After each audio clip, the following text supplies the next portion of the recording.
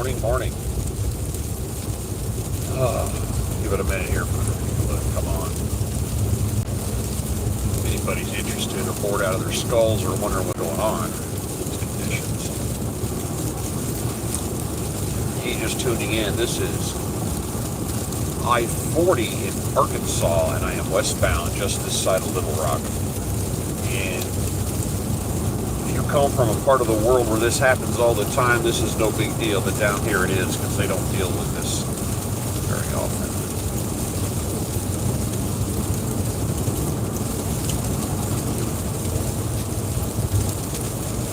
Looking better.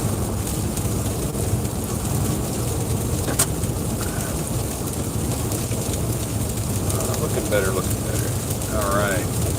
So last night on my Milwaukee to Houston drive, that started super late today, I drove until I dropped, which was the ugly side of Little Rock, Arkansas. This is I-40 westbound this morning. And again, depending on where you are in the world, this is no big deal. But down here, this is a big deal. I have seen one snowplow, and it was on the other side of the road. And this side doesn't appear to have had a snowplow here anytime recently. And I can see, I'm sorry if it's noisy, there's the road noise and there's sleet hitting the windshield right now. I don't know if you can hear that. I'm currently going 45. But the bridges down here, they ice up pretty quick, and I don't think I'm on a bridge right now, but the color of that bare spot is challenging, to put it nicely. And this is what it looks like. I'm showing 41 miles to Little Rock. And there's a rest area I don't want to mess with it.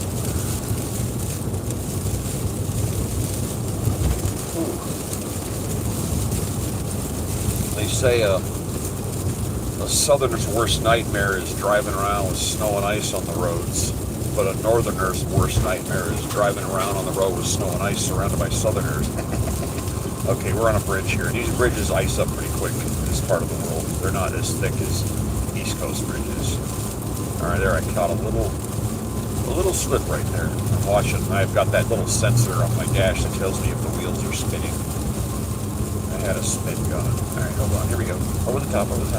I got a box truck and an 18-wheeler behind me that are chomping a bit. And I've been in that left lane, and it's not a lot of fun. No siree. Ooh, so I'm chasing my GPS down here. I got to go through Little Rock, and I'm going towards Texarkana. I don't know if it's going to turn me off in Shreveport or Texarkana, but eventually I'm going to swing south. And I got to get a ways down there and see if the temperature gets above freezing and then just turns into a slushy mess. Here we go. All right. Yeah, they can use a plow out here. That's about 3 or 4 inches of snow right there. Well, that rest area is open. That used to be closed all the time, like permanently closed. I pulled into a rest area last night to spend the night to hide out, but they weren't servicing it. There was no signs of a snowplow, and it was 3 or 4 inches of snow, and this van doesn't like snow. And I pulled into it, and I was like leaving the only tire marks in the place, in the car side of it. So I figured, if I get stuck out here, there's no way to get help, there's no way to get to food, there's no way to get anywhere. Where am I? Currently, I am on Interstate 40 southwest bound between Memphis and Little Rock. I'm showing about 39 miles out of Little Rock. And this is this is the conditions down here. Again, if you live up in the Northeast, this is perfectly normal to you, but down here, this is a really weird event. I have no memories of ever driving in snow conditions on this road, and I've lived down here in Texas since 2000. So, I mean, this may have gotten snowed in at some point, but I've never seen it. So this is kind of weird.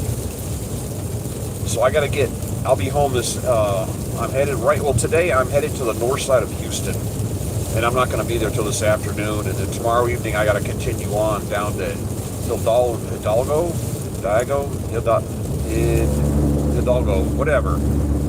somewhere in Texas. I'm going to Laredo. for a Monday drop-off. But that's because I'm going to go home for the night, empty the van out, and do all my laundry and stuff. But I drove, like I said, I drove as far as I could yesterday. I drove till 4 o'clock in the morning, and then when you start getting the nods, it's time to go pull over, because I knew this was going to happen, because I could maintain highway speeds, and right now, well, I'm up to 49 miles an hour right now, which is pretty good. But this was slowing me. I knew this was going to happen, so I went as far as my eyeballs would keep awake. So here I am, Russia. Oh, you probably see this all the time from Russia. Yeah, this is in Interstate 40 in Arkansas. And I was telling people, this is not normal for this part of the world. Yes, Laredo, Texas. Well, I'm going to Hidalgo, which is right down the street from right there by Brownsville. I've been to Laredo, I don't know, a couple dozen times, but I've never been to Hidalgo. Hidalgo. I can't pronounce that word.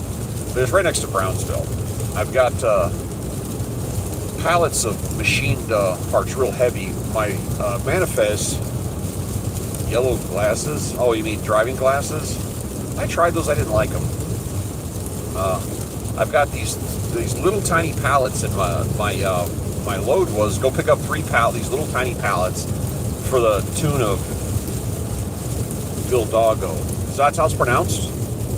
Hidalgo with an H. I'll take your word for it. But my manifest was 3 little tiny pallets for 2,000 pounds. I show up and it's 4 pallets at 2,500.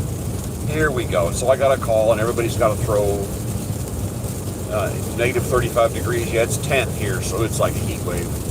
So I have to call dispatch, and I go, I can't carry these because it says right on the tops of each pallet, do not stack. And our phone calls start flying around, and the guy comes out and says, oh, we can stack those. I go, it has a do not stack sign. He goes, oh yeah, that's just for safety purposes, because if they fall over, they weigh like 700 pounds a piece, and they're a pain in the butt to pick up. I said, oh, okay. Oh, so you're in Siberia right now? Is that what you're saying? So I wasted 2 hours and 15 minutes yesterday waiting on an approval over a phone call to get loaded with the non-stackable stacked pallets. I've got 2,500 pounds in here, and this van seems to like the weight when it's windy and icy. It's really holding the rear end down.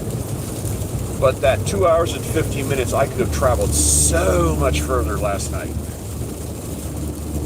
And it kind of reminded me of aviation, where we gotta go. Oh no, we need 5 more minutes to do. No, we need another 5 minutes. Oh, hold on, another 5. So it just delayed the drive today, which kind of sucked. But anyway, because it was hovered around 0 degrees last night, I left the van running to keep the heat circulating, keep the oil circulating. And went to bed. I got about 3.5, 4 hours of sleep last night, ish. Just enough to get me frosty to get back on the road. I just want to get home. And this afternoon I'll start getting tired again, but that's about the time I'm getting there. Again, I got to head towards Houston up here. Yeah, it's not really slippery though. I'm not feeling, except for on a bridge. I'm not getting. This is Arkansas. Westbound on Interstate 40. I'm showing 36 miles to Little Rock ahead, and that's why I'm showing this. Like I said, depending on where you live, this is no big deal. But down here, this is a big deal because they don't have snow. It just doesn't snow down here. And I've been driving this road for 25 years. This is the first time I've seen any kind of moisture on it. I don't know if you can see in the lane next to us, but that snow is unplowed, and it's probably between 3 and 5 inches, depending on where the tire marks are. Okay, I'm doing 50 now, and I got a trucker behind me. He's going to go, that didn't work, did it? He got over in the show-off lane next to me to do a pass, and he's slowing down because that snow is actually slowing his vehicle down. Okay, put off the gas. There we go. When you come up on a bridge, in this part of the world at least, bridges ice quick here. Take your foot off the gas, so you're not trying to force. Push, because this is a rear-wheel drive. Yeah, that's you talk about keep your head on a swivel. The number one safety feature of this is don't be around anybody. You got vehicles around you or close to the front end. When something happens or they pull a stupid, it suddenly becomes your fault. These people behind me, I'm going 52 miles an hour, and these people behind me are thinking they need to go faster. I'm, Canada speak. Oh, yeah. And I actually have a setting in my transmission switch that will give me, it's a slippery setting.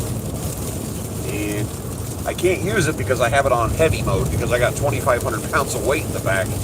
And I'm good for 3,100 of cargo. So I'm running extremely heavy right now. I called the mother this morning and she said they're talking about this everywhere. And the weather, this storm. This isn't wonderful conditions, but it could be worse. It's one of them deals.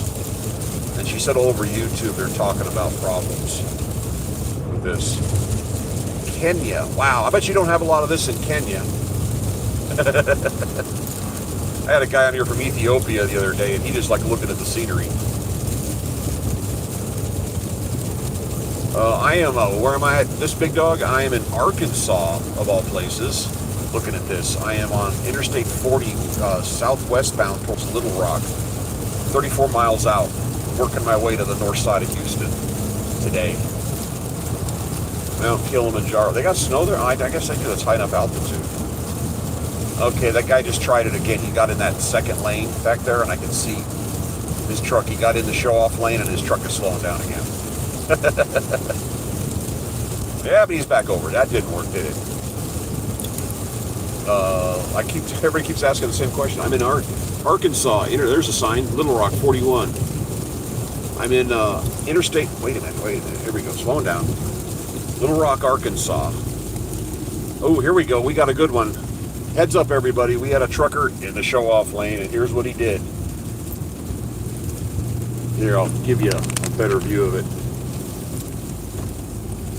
This is a super trucker that decided to stay in the show-off lane. Oh, what is this guy? Wow. Wow, ain't you special?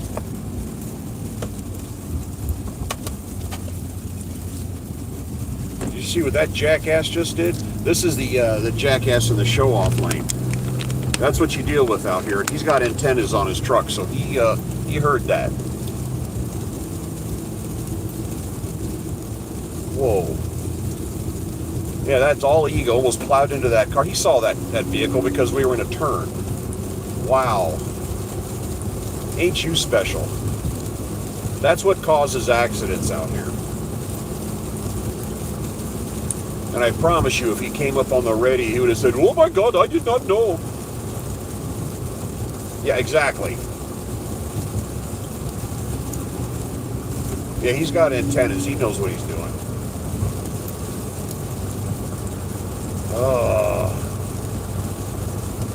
Yeah, we've had, like I said, I live north of Houston, and in the last 10 years, I think we've turned our furnace on twice.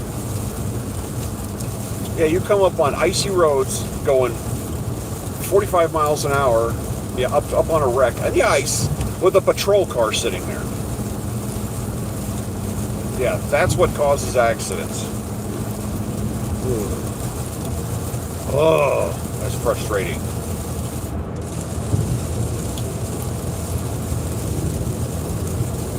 Anyway, this is the life, I guess.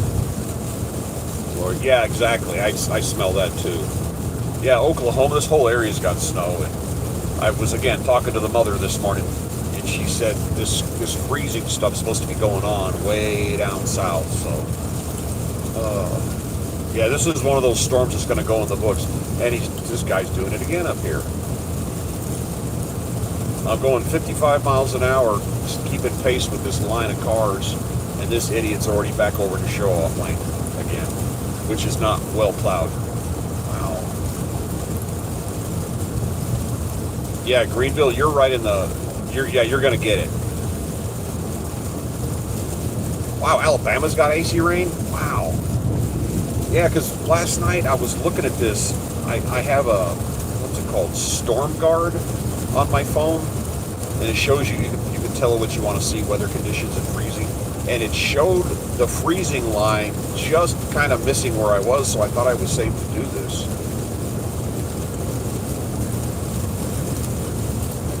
Yeah, I don't Yeah, as far as seasoned patience, I like that word.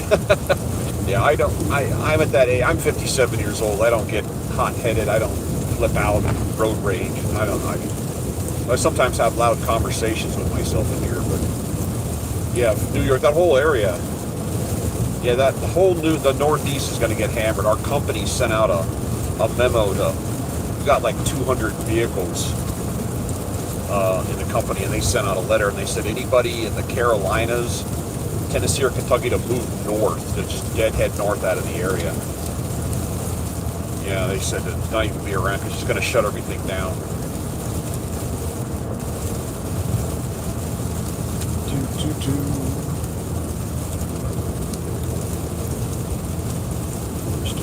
Missouri, yeah, this has been on the radar. It showed me coming in. I was going straight south, and I got into where it said it was freezing and snow conditions, and there was nothing, absolutely nothing, and not a fleck of snow. I got halfway through it. I don't know. I'm not going to Dallas. I know that. I'm going to do Texarkana or Shreveport. It just depends on what the GPS tells me up here. But when I was coming down, I was halfway through what showed the snow zone, and there was not a flake of snow. I hit the Arkansas border, went into the rest area to refill my water bottles, came out, it was snowing. I went, okay. And it was blowing southbound, which helps me for, gas mileage purposes. Yeah, I'm not going to Dallas. That's going too far over. Down in Dallas is a dumpster fire. And then I hit Memphis, and it started to snow a lot harder, and I said, okay, here's where I'm gonna pull it. And I couldn't find any place to park, of course. I'll tell you how bad it is in Dallas. In 1988, when I lived down here, when I was in the Army, they had a day they had icy conditions, and there was a reported 300 car accidents in Dallas in one day. Reported. Yeah, that's what I'm saying. In Michigan, depending on where you live, this is no big deal, but down here, this is a big deal. Okay, so there's a box truck up there in front of us. That's what's right behind me too. All right, this is doable. The roads aren't slippery, so yeah, this is doable right here. I can cruise on this. As long as one side of your tires are on dry roads, you're pretty much okay.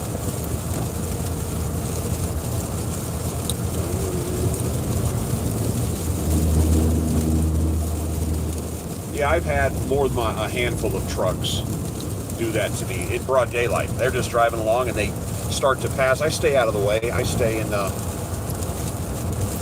right lane. And I've had trucks get halfway past me and they just move over. And you can honk at them all you want. They don't care. I've been on I-80 in Ohio. There was 3 lanes to play with. I'm in the far right lane going 63, my normal cruising speed.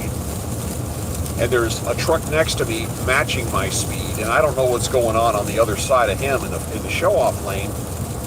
But a trucker comes up behind me in the right lane, flashing his headlights and blowing his horn, because apparently me being in the right lane was getting in his way. Work with me. You got my location. I am on Interstate 40 in Arkansas, westbound. This is really weird for Arkansas, these kind of conditions. And I am coming up, it says 27 miles to Little Rock. That's happened to me with truckers a couple of times, them just driving like you don't exist. And I give trucks room. I know they need to take wide turns. I make sure I'm not where they need to be to make a big hook turn and stuff. I go out of my way to help them out. But you got a few of them out here aren't paying attention. Yeah, West Virginia, I didn't look at it this morning. I just looked right here local, and it was cutting me off. The weather's, yeah. I got to drive through some more of this to get home. They do have a nice rest area up here on the other side of Little Rock, between Little Rock and Texarkana. You can see the other side of the highway is right there. This one, the highway splits real wide, and they put a rest area in the middle so you can approach it from both sides, so it's just one set of buildings. It's actually a pretty good idea. And I've actually spent the night there. And there's a guy, every once in a while when I'm staying there, there's a dude on weekends that drives in there with a truck, and you can't solicit, you can't sell stuff. He donates burritos for his church and accepts donations for it. So he's not selling, technically speaking. Home for you is Georgia. No, home for me is north outside of Houston.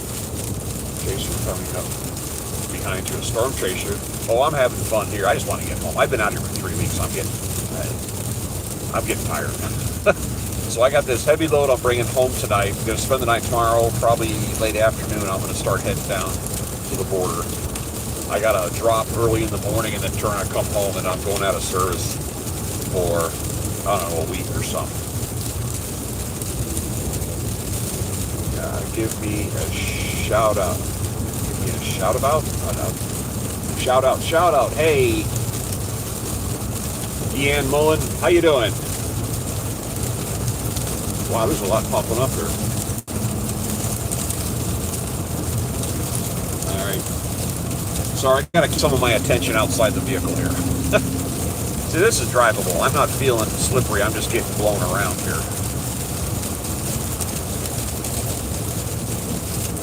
So currently doing 55 miles an hour, which is totally acceptable.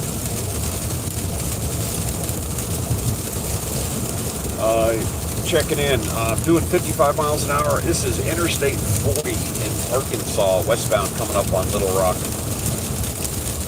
And I still haven't seen, not only am I not catching up to a snowplow, I don't see any signs that a snowplow has hit that left lane in a while. I'm dropping down to 55 here. Yeah, this is ugly. Let me try this. I have a green tea superfruit. Let me see how this tastes. Hold on a second. This is not a beer can that you know of. This is a green tea extract I'm trying. Oh, wow, that's not bad.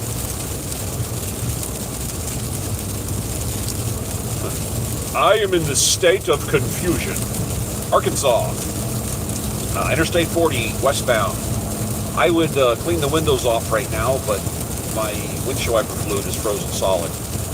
But someone did say put some ibupropic alcohol in there, and he would not do that anymore, so that's my plan here when I get home. I don't know how well you can see that car in front of you. I'm just saying, when you're driving up in the northeast part of the country where they're toll crazy, I don't go out of my way to clean off that back license plate when I go through the toll booths. I'm just saying, I'm not responsible for nature.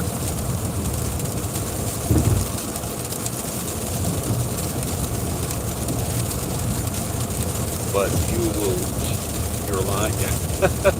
Yeah, I'm doing the red-headed stepchild version of truck driving. I'm an expediter. I drive a box van. Kind of the same concept, it's just a whole lot easier. And I don't have to follow DOT stuff. I don't have log books. I don't have limits of how much I can drive. I don't have to fight for parking. It's just a lot easier. 43, Greenville. Really? Yeah, this hasn't hit you. And the model for this storm shows it blowing completely out into the Atlantic Ocean, so it's going to get you. Not really a box truck. I have that thing in front of us, in front of that car in front of us, is a box truck. I'm driving a Ford Transit van. It's the medium roof, extended. I used to have the really, really, really big one, but I rarely ever use the space, and you're paying an extra $25,000 for another 8 inches of roof line and less gas mileage, you know?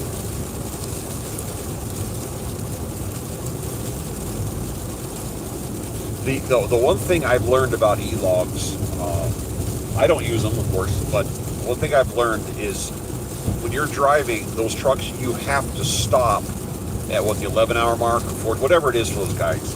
But if you're driving less than 5 miles an hour, the e-log is not counting your time.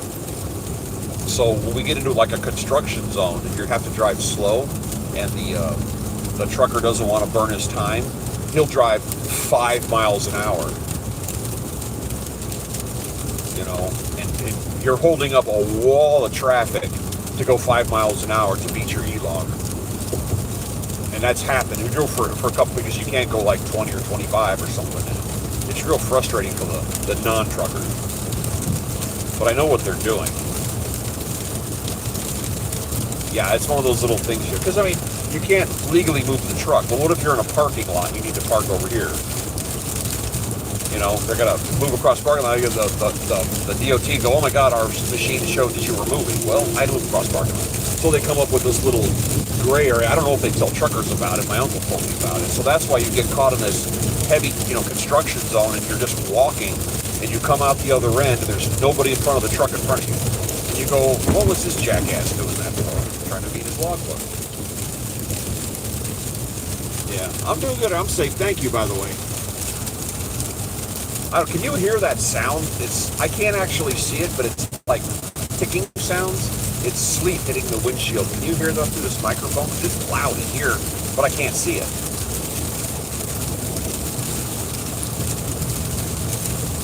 Oh, another advantage of driving it. Yeah, sleet, that's what it is, but I'm looking at the windshield and I can't see it. I don't see impacts of it. I just hear it. Oh, there goes a snowplow on the other side. That was cool. Yeah, well, this is what I do. This is my semi-retirement job. Oh, it's going to get worse going this way? Or is that a warning that it's going to get worse? I come from aviation. When this kind of weather pops up, we push the helicopter in the hangar and close the door, go watch a documentary or something. We don't even bring it out.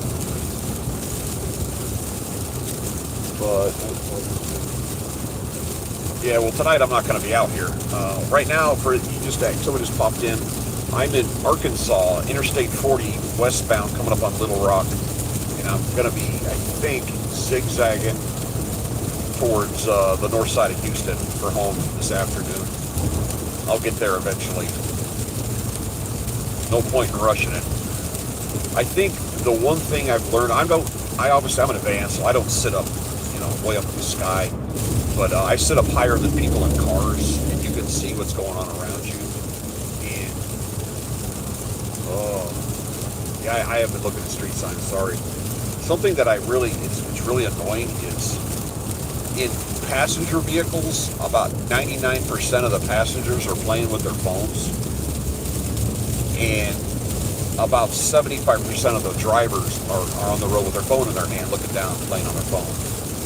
I had a woman pass me, cut in front of me, and slow down, and I had to brake and go around her, look over, and she had her phone out, and she was totally concentrated on it. Went past her, got back over, and then she took off and passed me again. It was just idiotic.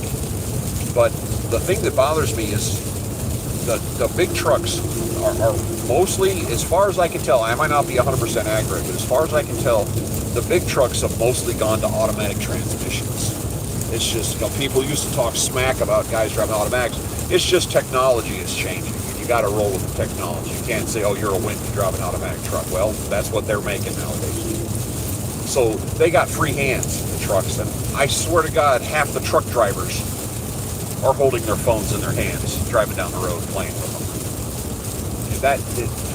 They're coming around. You're sitting in an intersection, and they're driving through the intersection. They're getting that trailer out there, they're cutting across the lane, look down, the guy's got his phone in his left hand, busy playing with it. Whoa. So you see where my phone is. It's sitting in a mount that came with the van. And I pulled it out one time to show people what my dashboard with my GPS looked like last night, to show it, and I put it back in the mount. And there was nobody around me.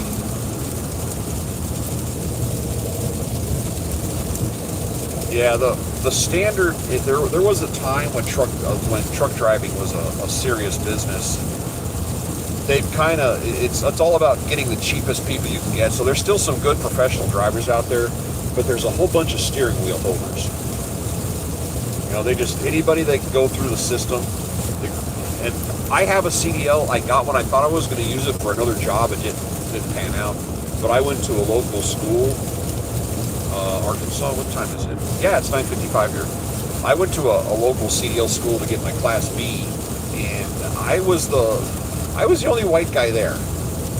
Everybody else was Hispanic or Arabic or something, getting their license. I was the one guy there, and I don't want to say the school was a waste of time and incredibly easy, but it was a waste of time and incredibly easy. They're just getting you to pass the test and you're done. They don't really teach anything there. So it was just like a puppy mill for drivers. Yeah, it's not good. They had a guy, one of the people I was driving around was this Hispanic guy, and he said, we got a guy, he pointed at another driver, and he said, that guy over there, who was Hispanic, bought a truck 10 years ago and started driving for his own little private business and got pulled over. And after 10 years of operation, they found out he didn't have a CDL. He didn't even know. And they're putting him through class and they're showing him how do you bleed the brakes and test your emergency systems and do all this stuff. And he says, I didn't know any of this stuff. Southern Illinois. Yeah, I went through Illinois last night. I came down 39. Wide open road. I did some filming last night. I did a live stream, and I did what I call music filming when I'm on the road. I have my phone and I have a tablet, and I get what's called royalty-free music, and I transmit royalty-free music to show the road at night, and I enjoy doing this. What I listen to is, yes, 39 all the way through, and royalty-free, it's kind of what they call ambient, and sometimes a jazz-type music. It's what I like to listen to.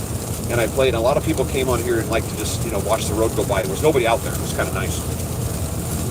And the problem is the live stream goes and then it loads it onto the page, but it takes days for it to load. I don't understand that. Oh, Colorado. I used to live in Colorado Springs. I was stationed at Fort Carson back in 1991. It was, what's that street? Academy, the real dangerous road on the east side of town. I temporarily lived there, then I lived in a townhouse complex called Broadmoor, or the Broadmooring, or something like that. Where is this no, this is not New Jersey. This is Arkansas. That's what's weird about this. I'm by a cat. Okay, I don't remember. This is many years ago, but I lived over there I rented a little house when I first got there, and we lived there about 3 months. And a guy, the sheriff, rolled up and handed me eviction notice because the guy I was renting it off of wasn't making the house note. Whoops! So I packed up and moved, and we went to I think it was called the Broadmoor or the Broadmooring. It was a really nice. And you drive on that. Yeah, it's actually, I'm doing 55 right now, and it's, as far as I can tell, it's not slippery. Of course, every time I say that, I get pulled over to the right. Duh. Egads, Washington. Like I said, a lot of you people that live in snowy conditions, this is normal, but down here, this is not normal. It's when a super cold snap hits the south, people don't know how to act, and their houses aren't really designed, their insulation, their pipes, they're not really set up for super cold weather, and people up north laugh about it. People die sometimes when it happens.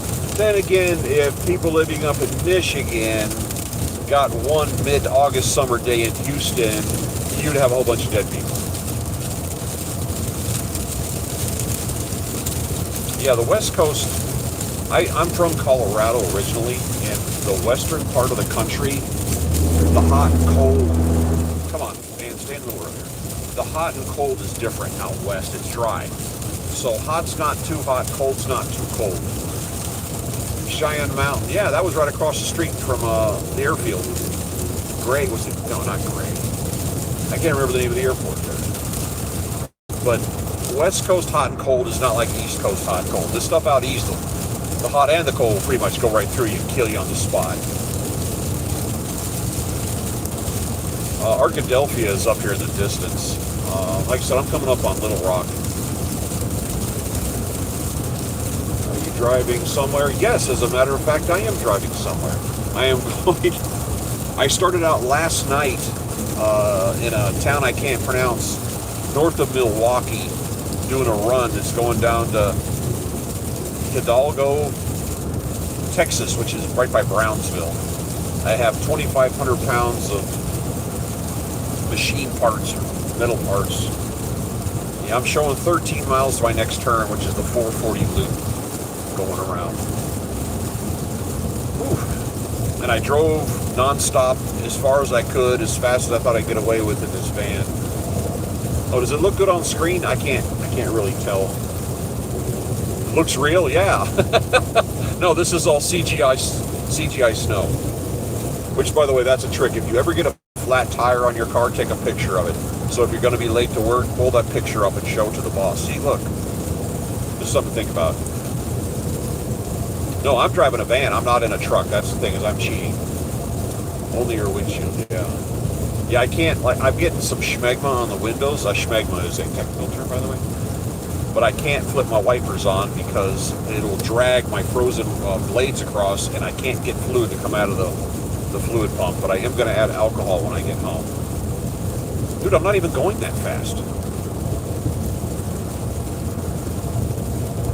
Yeah, I got a van about 50 yards, a box truck about 50 yards behind me. I'm doing 55 miles an hour, and I'm not feeling any slips on this road. And there is a possibility. You are correct, sir. This is I-40 in Arkansas, westbound. I'm not feeling any slips and slides, and it may have something to do with the weight, because I got 2,500 pounds strapped down here in the back. But the wind is pushing me around a little bit. That's it. Can you do a you want me to do a 360 right now? Yeah, I'm going 55 right now. Yeah, no. Can I do a 360? The answer is yes. It's just not intentional when it happens.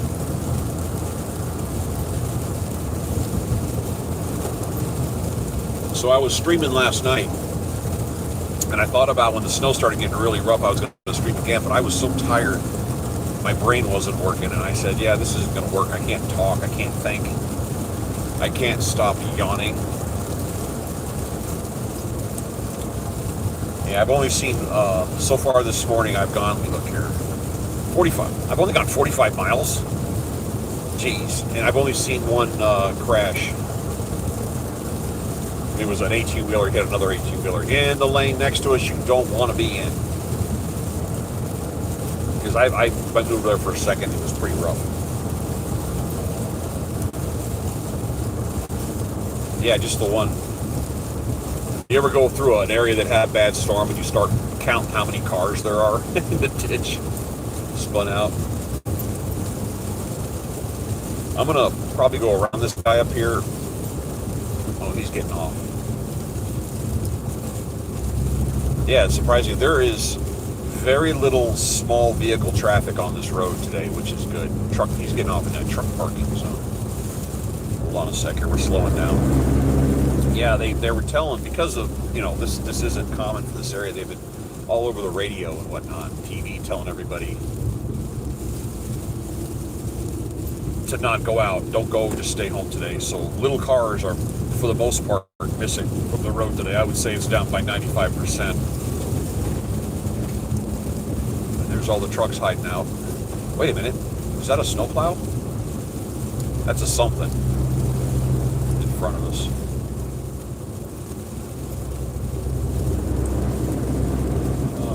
Rookies are staying put, yeah. Wow, that's loud. Okay, let's see what's happening. Okay, that is a snowplow. Okay, we have a snowplow in front of us. Dun, da, da. All right, we're going to slide. We're going to try this. Here we go. Here's my big slide, everybody. Took my hands off the steering wheel. I did it. Woo, woo, woo. You believe me, right? Now look at that wimpy little snowplow. Is he scattering salt? No, he is not. Wow, look at the difference in the road.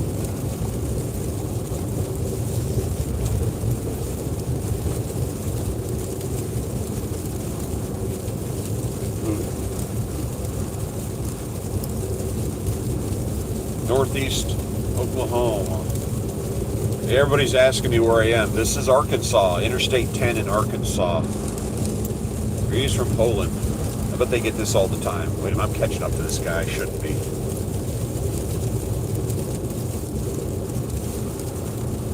Yeah, I've been back and forth on this road so many times too.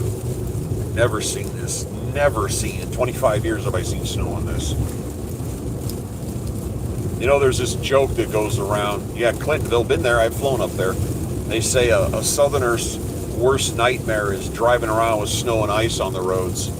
But a northerner's worst nightmare is driving around with snow and ice on the road surrounded by southerners. Yeah, chemtrails. I'm sorry, I'm paying more attention outside the vehicle right now than the panel here. Hold on. There we go. I'm going to get around and get back over. That's in front of us, the box truck. Tulsa is covered. Yeah, they were... Like I said, I went as far as I could last night. Oh, there's more vehicles up here. Hold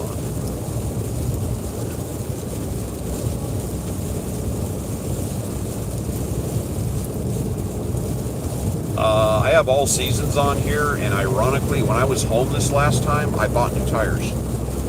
I had 82,000 miles on my last set of tires, and it is...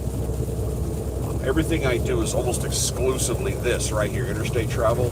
But as time goes on, the tread just slowly gets smaller. And I asked that question of the tire guy, where does the tread go? If it's getting ground off, shouldn't it be big piles of rubber on the side of the road? And he said it actually gets consumed. And it actually just disappears. It turns to a molecular level and it goes away. And I went, oh, okay. Well, I got 82,000 miles out of my last set of tires. And now I got these new ones on here. I'm glad I did, because I'm seeing all this stuff. What is this guy doing here? Alright, I'm going to try this again. But this clown's going to have to go faster.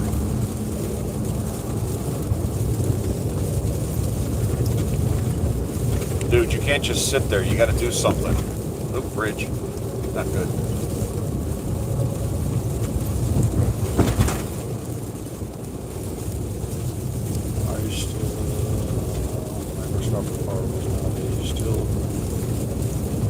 Lot lizard. I talked about that last night, you know, on YouTube. I'm not looking at the screen right now. I gotta keep my head up, but on YouTube they have all these videos about lot lizards, and I have driven mostly on the East Coast, but I have, with one exception, I've never seen a lot lizard ever. And I was at a pilot somewhere, I think it was in New Jersey, and there was a guy in one of these vans, and you can see the guy from the chest up sitting behind the wheel, and he was like 500 pounds. And there was this less than attractive woman standing next to him, kind of rocking back and forth, talking. And just the body language was negotiation. So I said, huh. And I went out and walked outside, and I just walked around the building, walked right by, and I turned my ear up, and I went by, and they were negotiating. And this guy was a mess, and this woman wasn't exactly a prize. And I'm like, wow, so that's how far we've fallen, you know?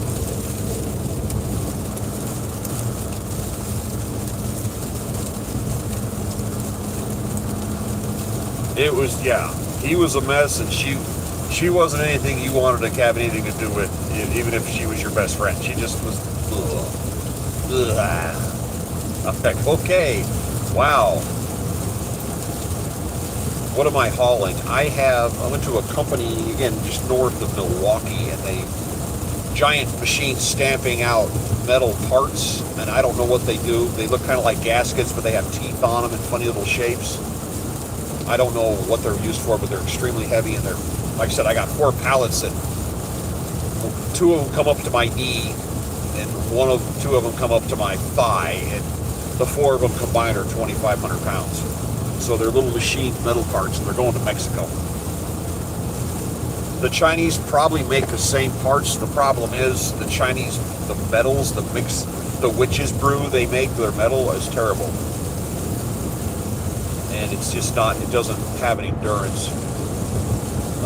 Again, if people keep asking me, this is Arkansas. This is an Interstate 40 in Arkansas, westbound right now. And we are coming up pretty quick here on Little Rock, and I'm going to chase the 440 loop around and continue.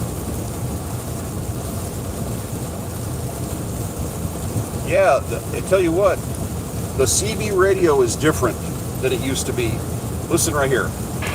That's a squelch. My radio hasn't made a peep since I've been on here. You know, it just... Well, yes, some of the manufacturing is moving, but I go to these little towns way off the beaten path, and I find these little manufacturing places all over the place. And you could go in and see that the buildings have been there like since World War II sometimes, which is kind of cool. And they're putting out products, and they've got employees. I talked to one guy, he had been working there since 1983.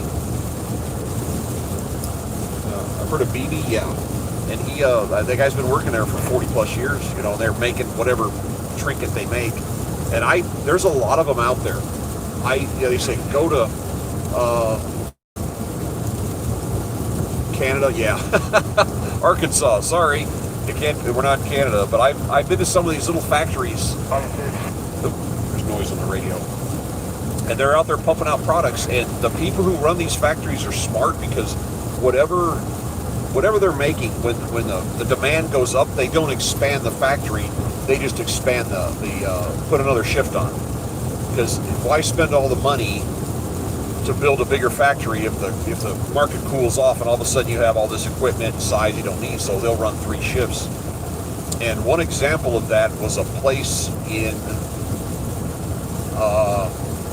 Marshall, Indiana. There's a computer company that makes the chips for your cars. And back in 21, when I was doing this job temporarily, there was a big chip shortage for car manufacturers. These guys had 3 shifts running, making these. This guy wants to go for it. I'm going to take my foot off the gas. I'm going to let this guy go by, help him out. There, I'm slowing down, because you don't want to be in that lane any longer than you have to. There we go. And this, man, he can't see his taillights or anything. And they're putting out these chips, so we had, myself and some other company, we're just sitting there with all these different Sprinter vans, and they would, the chips look like Jolly Ranchers, and they come out in this machine, this really high-tech computer machine, and they're stamping out these chips, and they come out of these little candy wrappers, and they're attached, and I just sat there and watched them do it, and as fast as they can spool them up and put them in the boxes, there's a sign, Little Rock. They put them in a crate, in a box. They put the box on a crate. They put it over on that little spin machine that wraps it in plastic, and they throw it. This content sucks. Sorry. I'm just showing you what's going on out here, because they're talking about it on the news, but they're not showing anybody what's happening. And they would give you a pallet and say, go. And, just one pallet. I took off. I went from Marshall, Indiana to the Dallas-Fort Worth area to a GM plant, and there was a line of trucks going in, and I go around the trucks because I don't have anything to do with it. And the guy sees me coming, and he waves me up there, and I go, hey, and he says, you got the chips? I went, yeah, and he goes, ramp 1. I drive around the corner, and the forklift's already coming out of the building. And that never happens. And I said, what's going on? And he said, dude, we're 40 minutes from shutting the plant down waiting on this, the whole operation. Waiting on these. Geez, and I got there hours early. That's how close they were running it. Yep, this is Arkansas. Yeah, I can't show you what I don't have to show you. Sorry. This is what I do, and if people are interested in what's going on the road, and I have people come in here from around the world that like to see what the country looks like. And sometimes I get, just driving in the mornings, the fog's coming up. Yeah, I'm westbound, coming into Little Rock. I had a guy on here who was really excited to see this. He was from Ethiopia, and he was really interested in what the scenery looked like, what the country looked like, and he would tune in occasionally. Why are they going so slow? And they just like to see the terrain because it's different. I film a lot at night, and I film during the day. There's no pattern to it. Is there anybody here from overseas? Because I at nighttime, it seems like I get more people from overseas. Yeah, I have, talking about music, back when satellite radio started out in the early 2000s, you had Sirius and XM, and they were competing. The problem is the market wasn't big enough for both of them, So they started to fail, and they offered, instead of a monthly subscription, Australia, oh, right on. Canada, cool. It's not just Canada. I'm pretty sure it's called Canada. But they were offering lifetime subscriptions, and then they were offering discount lifetime, trying to generate revenue. Well, in 2005, I got a lifetime in my car for $375. And here we are 21 years later, I still have it. It's in my wife's car. And then I found out I could have the app, which is on my phone, which okay, we got a turn here. Whoa. The app on my phone, which I Bluetooth into my van, so now I have 2 lifetime subscriptions to satellite radio. See how that worked? And yes, at night I like to crank up the music.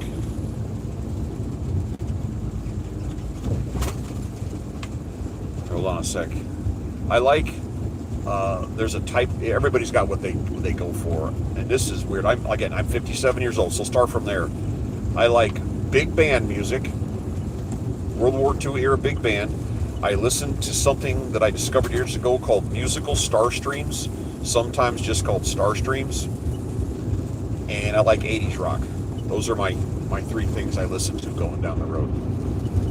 And if you haven't, musical star streams, either you'll like it or you won't. It's one of those things. So if you want to try it out, it's just background noise. And a guy that produces it and hosts the radio shows, wow. Hey, lovely roads we're having. His name is Forrest, and he's been doing it since 1981. He has this really melatonin voice when he talks. But it's just fun background music. Unfortunately, I cannot find Star Streams royalty-free, and I don't make a dime off this. What I do here, this is not monetized. I would have to have a whole lot more people paying attention. 80 rock, that's one of the best. Oh, 80s bleeds into the 90s. I completely agree.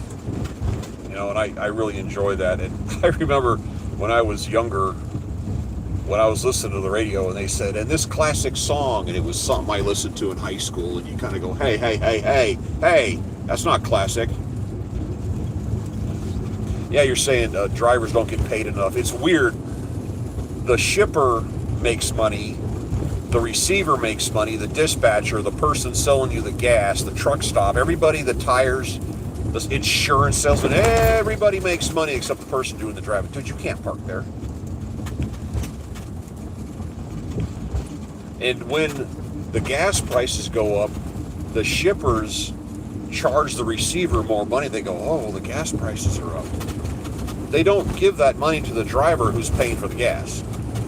They just keep that. I always thought that was wonderful. Oh, we had to charge more. It's like when you deliver pizzas and they add a delivery charge onto the pizza. That's not for the driver. Stuck? He looked like he just pulled off. He's at the top of the hill.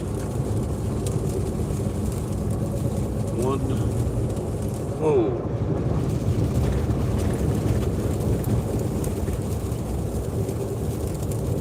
They're going to... I'm sorry, I can't look at this. I have to watch the road here. Yeah, this hasn't been plowed at all. This is the 440 loop around the south side of Little Rock right here. Yeah, I'm sorry, I can't watch the screen. I'm glancing. Western New York? Nope, Little Rock, Arkansas. That's why I'm filming this. It's weird. Whoa.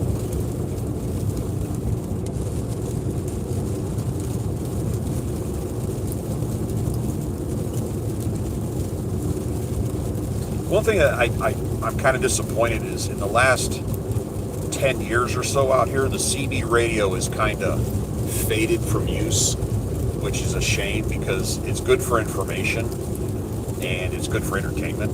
And I use it. I call out stuff all the time. When driving along, you see highway patrol light and stuff, you call it out. Not that anybody's driving like a maniac, but you like to know who's around you.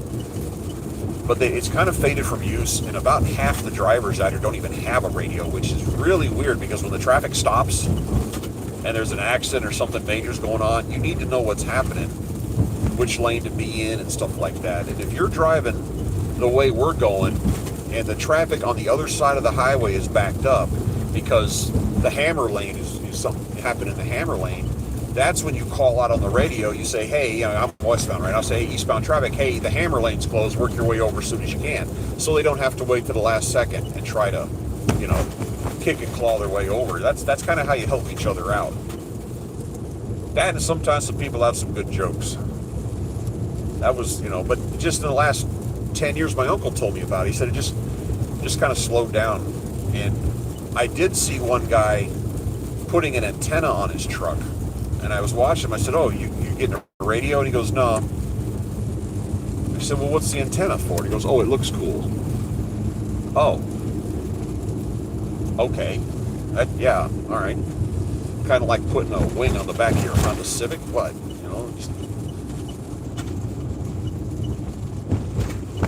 Yeah, now we're slowing down. Okay, that leader of the pack up there is a bobtail. That's a truck without a trailer on it. And those, because there's no weight back there, yeah, those are horrible on snow. Yeah, I have a unit radio in here. I have it bolted to the passenger seat on the side where you plug in your seatbelt, and it's looking up at me. Everybody uses phone stuff, but still, the radios, like I said, when something's happening, like if there was a big crash in front of me, I would know about it. And there's YouTube videos of that where you see icy conditions like this, and you'll see a pile of cars, like a whole pile of cars and a big ball crashed, and then people are coming out of the blizzard or out of the fog and slam into it, and then another one comes in and slides on the ice and slams, and it just keeps going and going and going. And yesterday I left central Michigan, and the roads, the wind, it was a crosswind, it was snowing a little bit, and I set the cruise, and the crosswind was pushing me around, but then it started getting a little bit extreme, and I realized there was ice in the cruise control, which you don't want to be on cruise on ice, especially rear-wheel drive, was pushing the back end of the van around. When I kicked off the cruise and it straightened out, oh crap. Well, I got over into Wisconsin, and it came up on my feed that they had 100 vehicle pileup in the area I was in. German people are horrible drivers. I was in Germany in 1987 when I was playing Army. Hold on a second.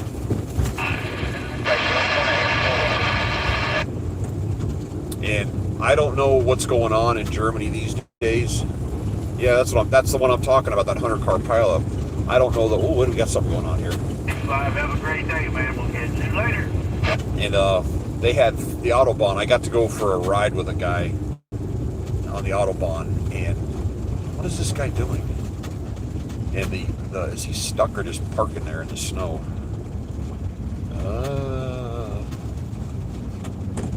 They should be able to drive. They had 4 lanes to deal with on the Autobahn. The far right lane, translating this into, American speak, the far right lane, it was 70 miles an hour. The second lane over was 110. The third lane was the passing lane for the 110. And the hammer lane, the show-off lane on the far right, was just don't get in that lane. You don't have what it takes. And what the Germans do is they get off in that show-off lane in a supercar, and they flip on their left turn signal, and they leave it on, and that's code for I'm going for it. And we were in this guy, it was a guy in the German army. His name was Michael Kurskowski. I don't remember, I remember that. But we were in there, his parents owned an 85 or 86, one of those stretched out Mercedes. And we were in the third lane doing, I did the math back then, something along the terms of 155 miles an hour. And something I learned right away is Americans, when they're driving down the road, they are eating and playing with their radio and invested in a conversation and looking at something in their lap. And Germans drive. They put 2 hands on the steering wheel and they stare straight forward and they drive. You talk to them, they don't even acknowledge you because they're driving. And he was explaining this to me, and sure enough, I'm looking in the mirror, and here comes a car in the show-off lane. We're doing 155 miles an hour, and that car went by us at a brisk pace, and I'm like, jeez, And then a few minutes later, a motorcycle went by, and I thought the motorcycle was going, it made us look like we were going the other way. He was going so fast.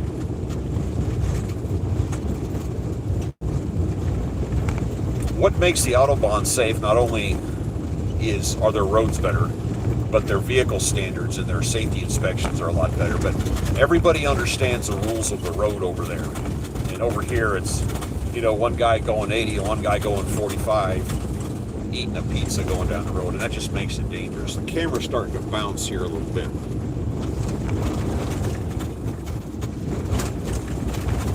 Bridge. That's, people say, oh my God, 100 miles an hour is so unsafe. No, it isn't. If you are next to another car going 30 miles an hour together, is that dangerous? No. If you're next to another car and you're both going 100 miles an hour, is it dangerous? No. It's when one's going 30 and one's going 100. There's your problem. And over there, the people in Germany, they know what they're doing.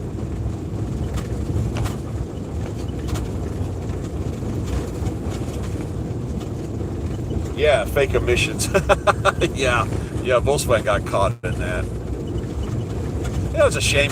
I like Volkswagen products, and over then they quit making the Volkswagen Bug, and in my life I've owned 5 of them. Again, I'm not looking down, I'm looking up. I've owned 5 Volkswagen Bugs over the years. Dude, are you really going to try to go buy me? Yes, you are. I can't even tell where my lane is, but if I get too far to the right, I'll get pulled off the road by the snow. And they have the new Volkswagen bus. It's called the ID or the ID4. And they stopped making them because they've got a bunch of them sitting around unsold. Why? Because they're electric. They're electric vans. If Volkswagen would put that great 5-cylinder or a turbo 4 in that ID van, I would buy one tomorrow. But they're all electric. And yeah, electric works in Europe. But do you know how small Europe is? You can take the state of Texas. You can look on a map. I'm not making this up. You can look for an overlay. You can take the state of Texas and lay it over Western Europe like a blanket. That's just the state of Texas. And they don't seem to understand that we need something that can go the distance. An electric vehicle is not going to go the distance if you have, like what I'm doing right now. Yeah, and then the EVs, the thing is that battery's good for 3 years? You charge it, kill it, charge it, kill. Eventually the battery stops working. It's like everything electric. Then you got to spend thousands of dollars replacing the battery, and then they got to dispose of the battery. It's just... checking in. This is going just past Little Rock. I'm passing Little Rock, Arkansas, westbound right now.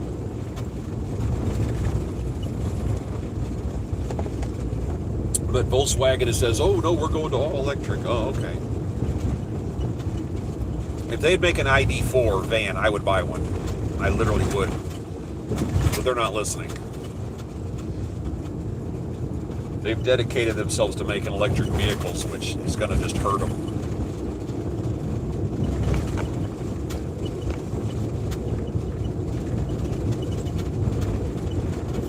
Yeah, there's 2 lanes here, apparently, and I'm in one of them, but I don't know if you can see the contrast, but about 3 or 4 feet out the right side, the snow gets about 5 inches deep, and if my front end catches that, it's going to pull me to the right, and I'm going to get stuck like Chuck, so I'm trying to not do that. Okay, I'm going to hog this whole thing here. Uh-oh, brake lights.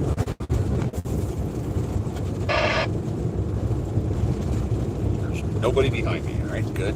Uh-oh. We got another one up here.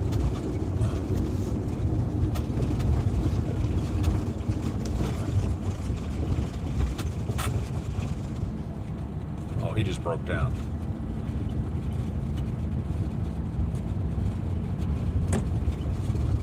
Oh, is he trying to tow that guy?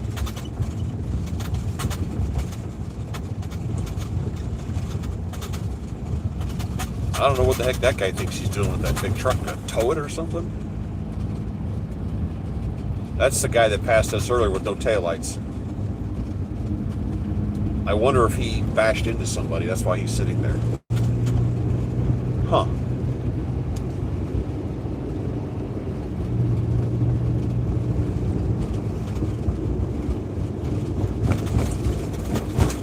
said, I'm not looking at the screen. I apologize. Another bridge. These are the ones you got to be scared of. When you get heavy blowing snow out here, what truckers will do when your visibility starts shrinking is they will flip their flashers on and leave them on. And that penetrates the visibility pretty good. You just keep the guy in front of you, his light's in range, and just kind of hold what you got. But it is starting to show actual snow up here. Okay, I got a turn coming up. Yeah. Yeah, I got a turn coming up, 1.3 miles to get back on Interstate 30, and it says towards Hot Springs.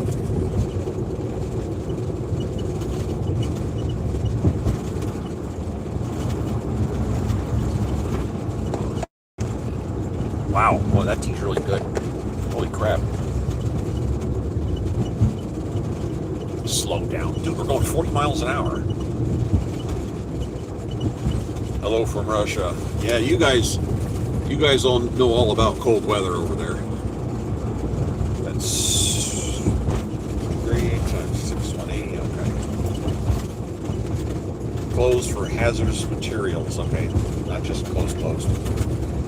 Yeah, I want to keep a gap between me and this guy in front of me.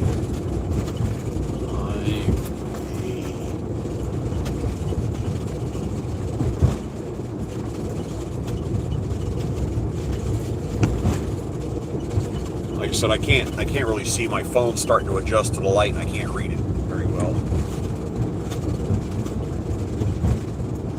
Yeah, when I was loading my van up last night and yesterday in Milwaukee, it got to 10 below zero, which I got the crates in here and I put the straps on and worked the ratchets, and my hands were going numb while I was putting the ratchets on. And if you wear gloves, it always gets caught in the mechanism.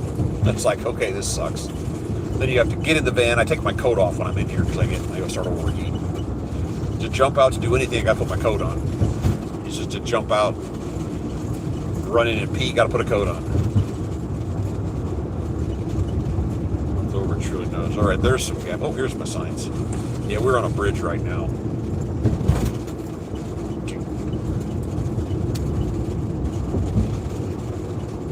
In Ohio. In high school, another guy parked. I actually lived outside of Cleveland in a town called Willoughby Hills. What's this guy doing? Oh, he's putting in DEF fluid. Is that what that is? He's doing something. I lived in Willoughby Hills for a period of time. Beware sliding. Yeah, this, I tell you what, I've been surprised.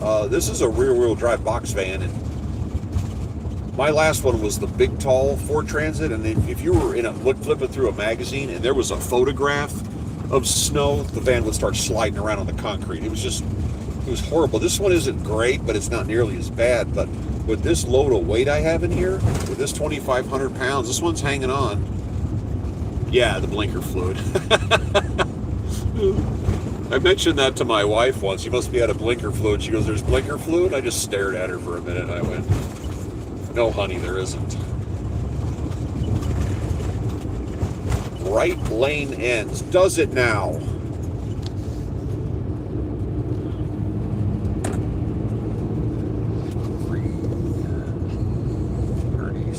Okay, here we go. Whoa, slowing down. I don't want to get too close to one of these guys because if I have the sudden need to stop, I don't have it available. Let's see, nobody coming.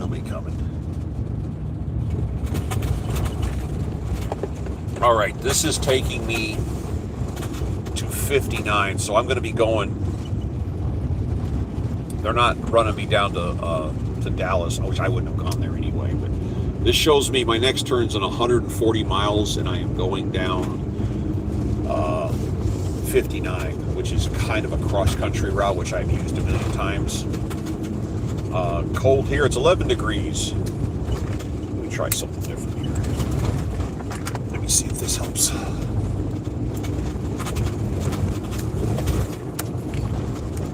Okay, location. I just passed Little Rock, Arkansas, westbound right now. Yeah, the thing about driving in the snow is it's not as relaxing. You know, you like to get out here and kind of chillax at the cruise, let your brain drift and let your body drive for you. You can't do that in these conditions. You can't use cruise control and things. But yeah, it's slower and it keeps your body tense. It's like flying a helicopter. When you're cruising at altitude, you know, you're kind of relaxed in the zone, but when you're chasing power lines and there's a guy looking at the power lines, you got to be down low and you got to kind of twist the aircraft to one side. You got to watch for all the obstacles and kind of bounce up and down. That's tense. That's uncomfortable because you're just waiting for something to go wrong, and your options of what to do when it goes wrong are limited. Why? What's bad about the 59 in weather? Do they not take care of it? I go up it a million times. It takes forever to get home to where I'm going on 59, but I don't want to go to Dallas because Dallas is a dumpster fire. They're talking 35 in Dallas is nothing. It's all over the news.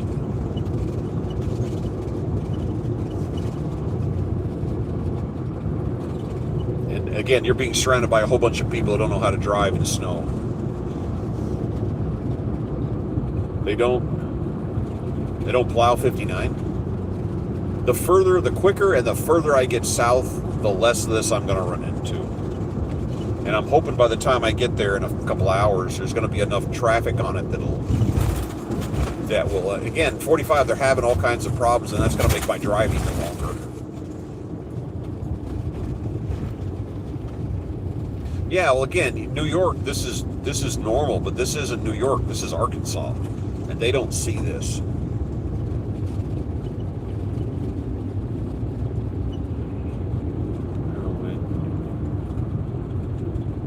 Yeah, this is a result of that global warming we heard so much about. Yeah, I agree. Yeah, this is Arkansas, and the snowplows are kind of a rarity. It's like my townhome has a gas furnace, and honestly, I think we've turned it on twice in the last 10 years. It's icy south of me. I believe this hasn't been. I don't think I've had wheel spin but once since I started rolling here this morning. And I've gone 70 miles. And I think I've had one. And it's either the icing isn't bad or this vehicle's doing exceptionally well. Yeah, this is global. That was the argument, global warming. Oh, it's happening everywhere. They had a big global warming conference, and it was being held in Rochester, New York in like May back in the 90s. And they had a non-seasonal snowstorm. They had to cancel it. It's like, there's some irony. So then the global warming crowd decided that unusual periods of cold also proves global warming. Oh, so if it's hot, it's global warming. If it's cold, it's global warming. Just whatever happened. I'm in a Ford Transit 250, medium roof, long bed.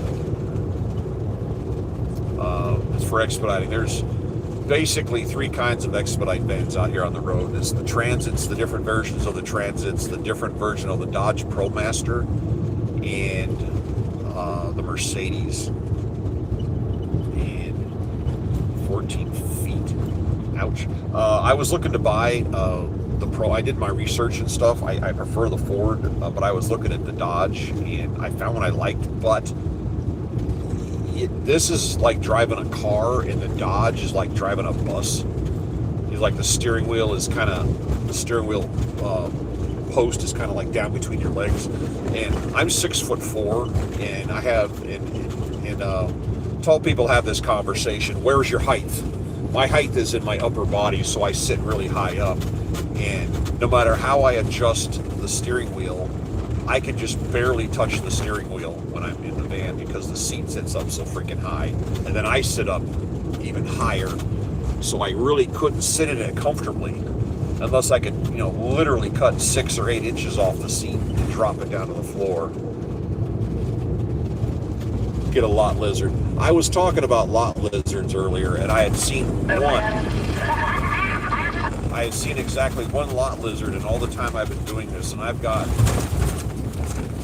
180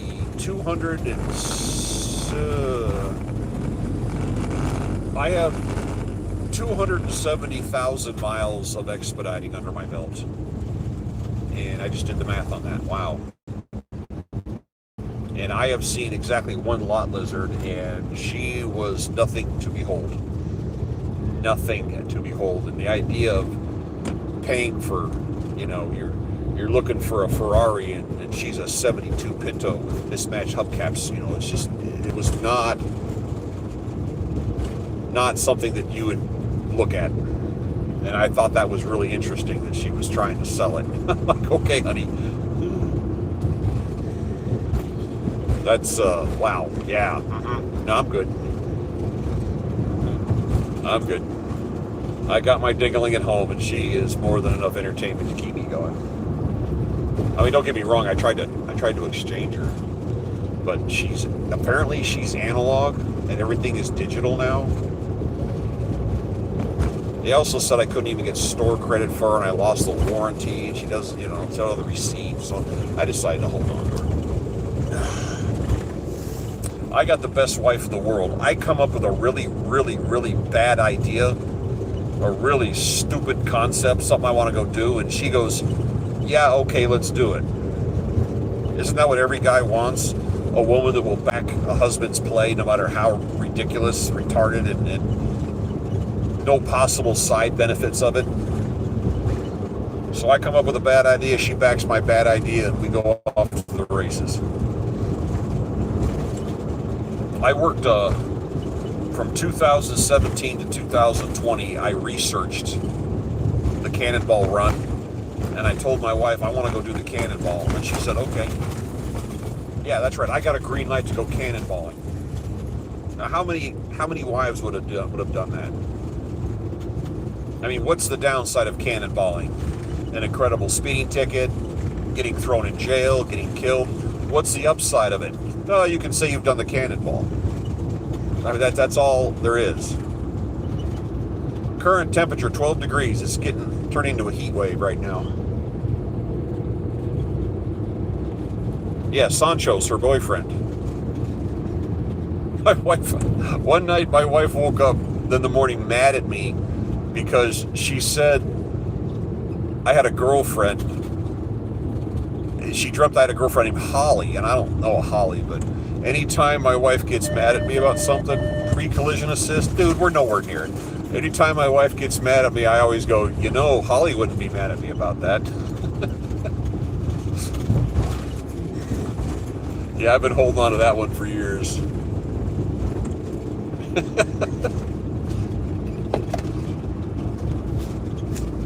Oh, God.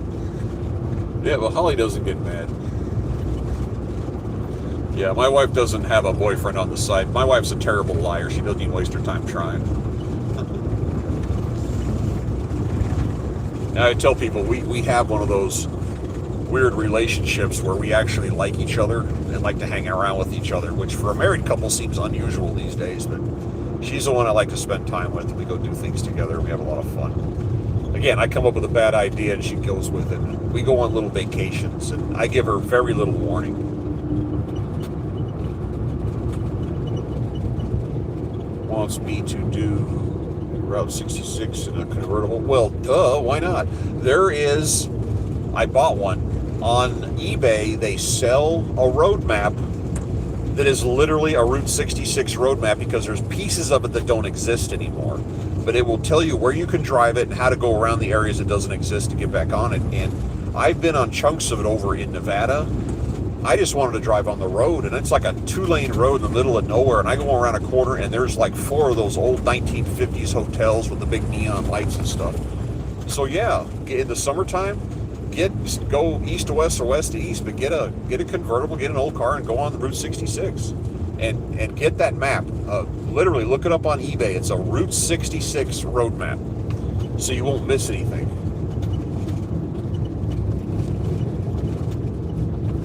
Where is this at? I am in I-30 west of Little Rock, Arkansas. How does that, kind of doesn't look the part. That's why I'm streaming this, because we're This is all new for me. Okay, there's signs that a plow's been here. I can see the snow pushed off to the right there. I don't know if you can see that. Wow. I gotta back away from this guy a little bit.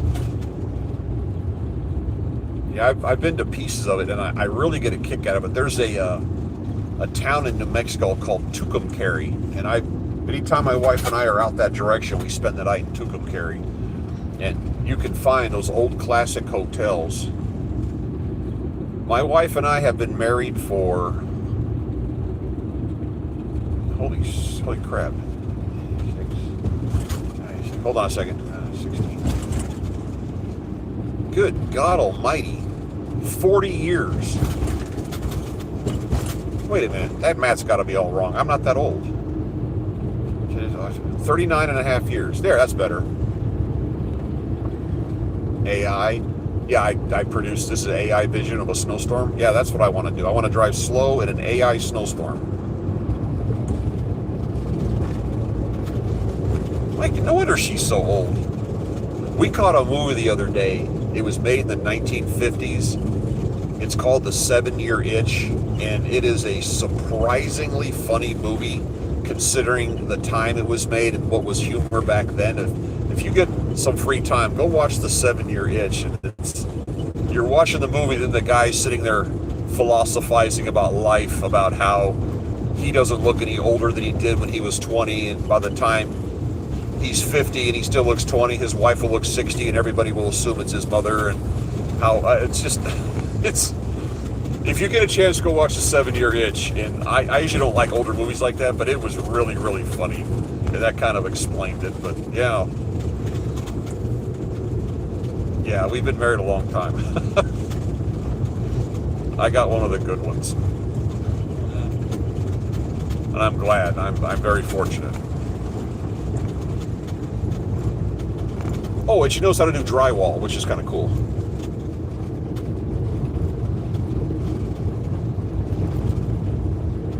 Well, you would know that from the top of your head. Yeah. No, I had to do the math. I wasn't paying attention. My wife's a midget. I use her in some of my videos. If you go into my playlists, and I don't tell her what I'm doing. I just say filming, and I start filming and start talking, and I usually catch her off guard with something stupid, just to get her to react to it. And I get some pretty good feedback. And we were out in California here a couple of years ago. This is the kind of weird trips we go on. I wanted to go see the MASH film location, because there's going to be a point when that's going to be gone and no one's going to remember it. So we went out to that, and we stayed in some nice hotels, and we went to this really fancy Italian restaurant, and I sat down and I started filming her, and I said, yeah, the wife and I are here at this Italian joint, and the place was full. So my wife picks up her phone and says really loudly into it, yeah, he's down here, but he's with another woman. And then 8 couples got up and walked out and got us a table right away. And she looked at me and started laughing and said, oh, and free food too, because they left their meals behind. Yeah, I worked with her on that stuff. Left lane ends. Well, it's going to be a long drive.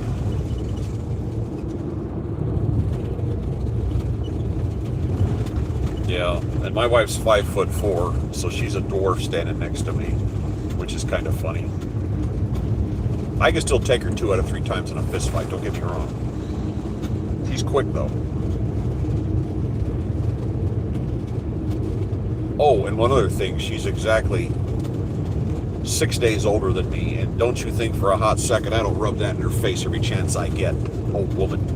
What's it like in the future? Oh, you'll know in 6 days. Yeah, I grew up on MASH. That TV series. A lot of fun. Where were you driving at? This is Arkansas, Interstate 30. I am now west of Little Rock. Working my way down to 59, which I think, I could be wrong, I think it's Texarkana. When you go to a restaurant, you're eating. I have my wife with me, and we're talking or eating, and the waitress comes by and you need anything else, and I always ask for a regular wife. Trade this one in. Route 66. There's a guy. Yeah, if you're looking for the route map, they have it on eBay. I bought one here the other day. And it's snowing bad enough to be annoying. So that's another one of the trips we want to go on. And if you're looking to rent a car, I mean, you talk about you want to rent a car. Dude, what are you doing? Just cruising along over there in slow motion? If you want to rent a car, go on Turo, T-U-R-O. You're not renting a car from Enterprise or Hertz. You're renting it from a person. And they rent some pretty fun stuff. They rent supercars and convertibles and all kinds of goodies. When we were out in LA, when we went to... Why is that guy over there crawling in the show-off lane? He's disappearing in the mirror. If you go someplace on a trip, instead of renting from a company, get a Turo car. And we were out there, we got a Volkswagen Bug convertible off a guy.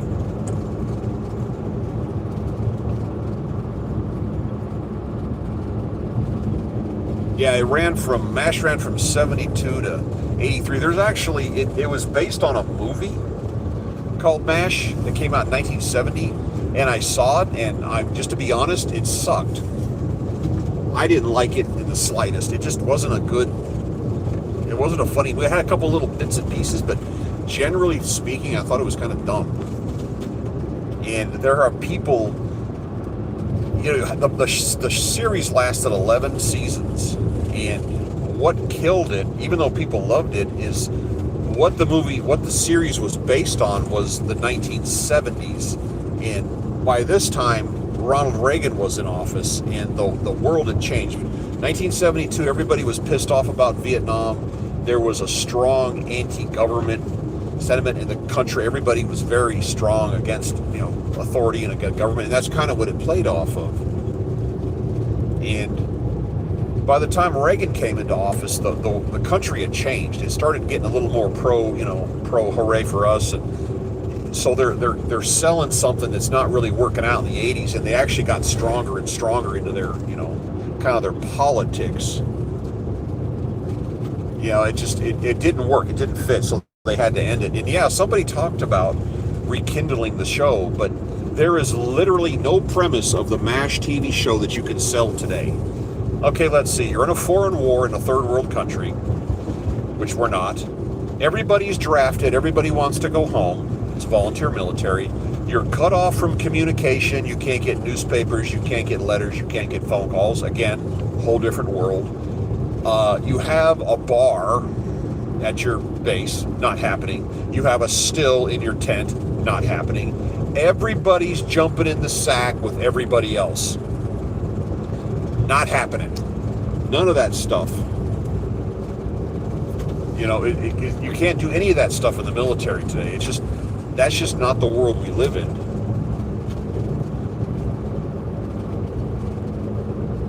Yeah, well, you know what's going on if you're from Little Rock. All right, we're picking up the pace here a little bit.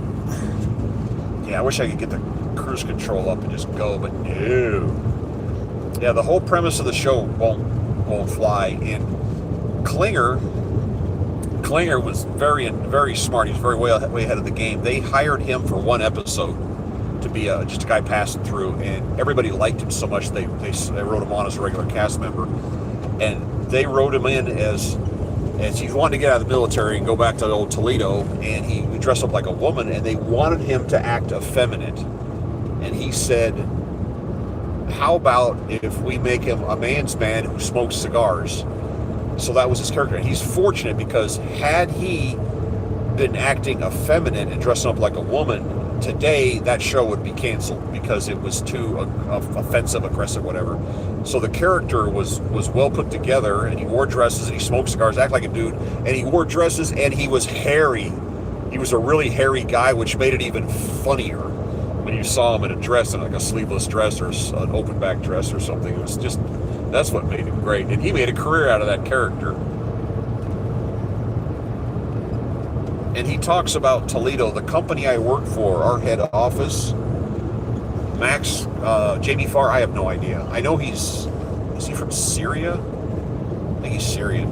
But he talked about the boiler plant and the Toledo mud hens. Everything was about Toledo. And the company I drive for, our corporate headquarters is in Toledo.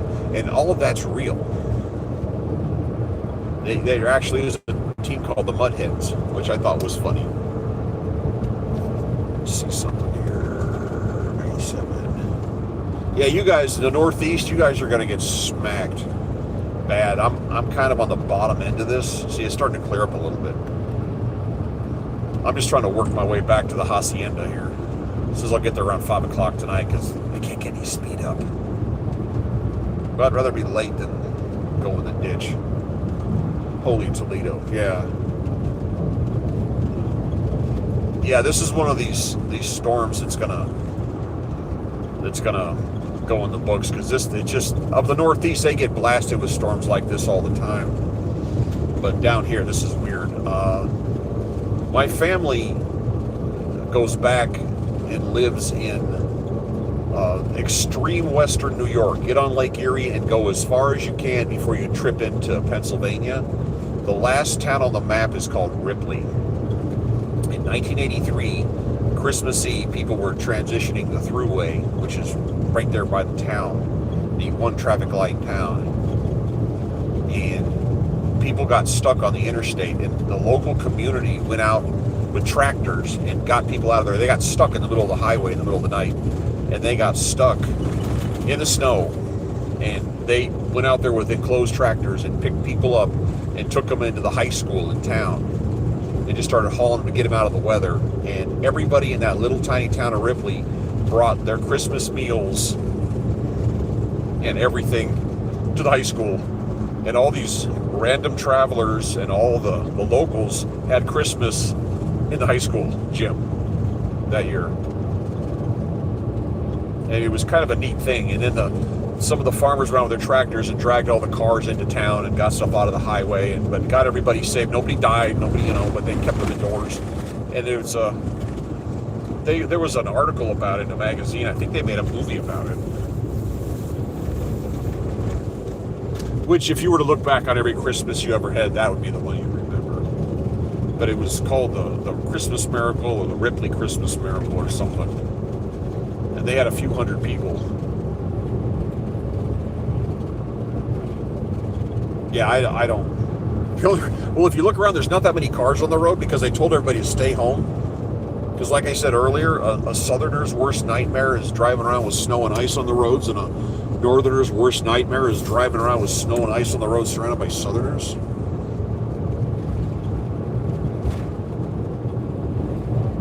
Oh, all right. Picking up a little more speed here. Hold on. Do a drift. You keep telling me that. I'm not doing a drift. I'm carrying cargo.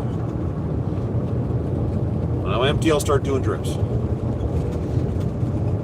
Yeah, something about commercial driving that kind of chafes my hide is commercial insurance is expensive, but you have to have two different policies. One when you're empty and one when you're loaded.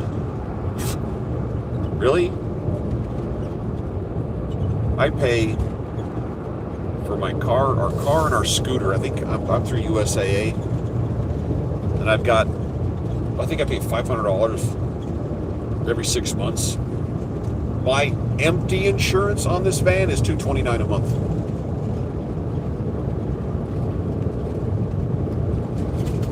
No, I don't watch anything about trucking. Is this guy trying to move? No. $229 a month for this van for insurance for when the van has nothing in it. And the company I signed on with, they pay for the loaded insurance, which I have no idea how much that is, but it's probably more.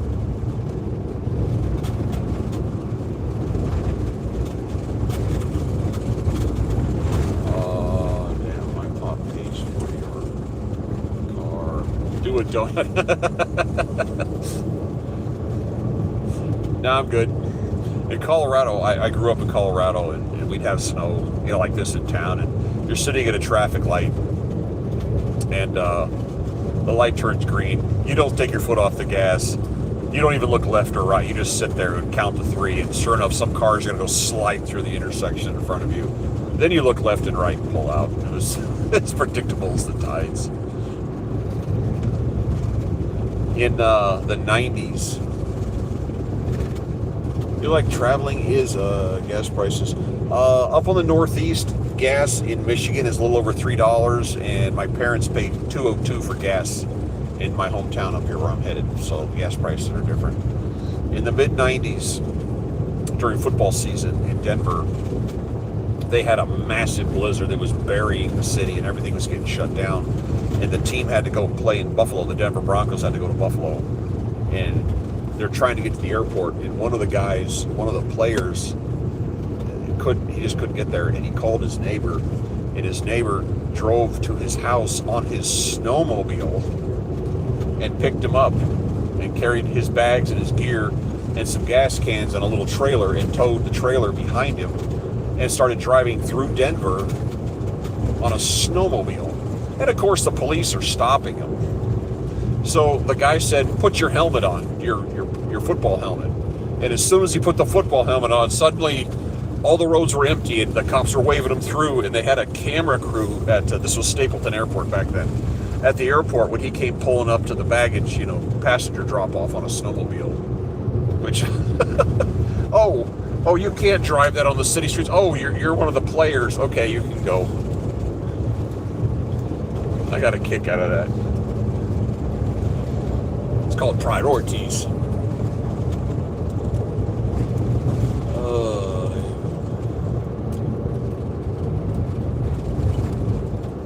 Yeah, I don't mess with diesel. I'm not familiar with their prices.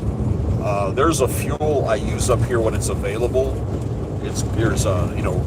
For gas you got low, medium, and high, and then they got this thing called Blue 88, which is 50% ethanol, but it's got another boost. It's 88 octane, so it's a little higher than base, and it works fine. And it's usually 20 or 30 cents a gallon less.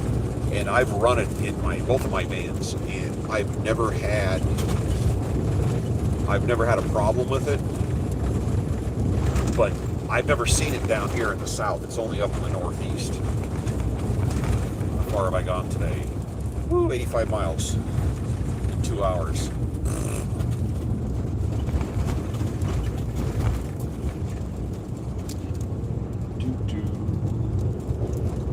thought you were a tractor. No, I'm in a van. Sorry. Currently in Arkansas, this is Interstate 30 westbound past Little Rock.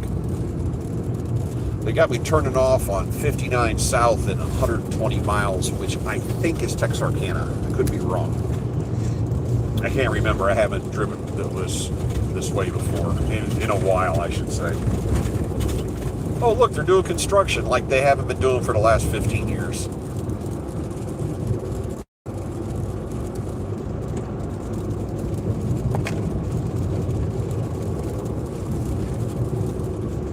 What's for lunch? I got some survival food in here I might start eating. Yeah, we have, there's a sign on the side there for Buc-ee's. That's kind of a normal thing down here, but I'm seeing the Buc-ee's stations pop up all over the place.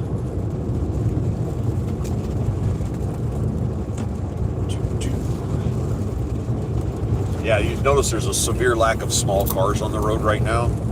That helps a lot.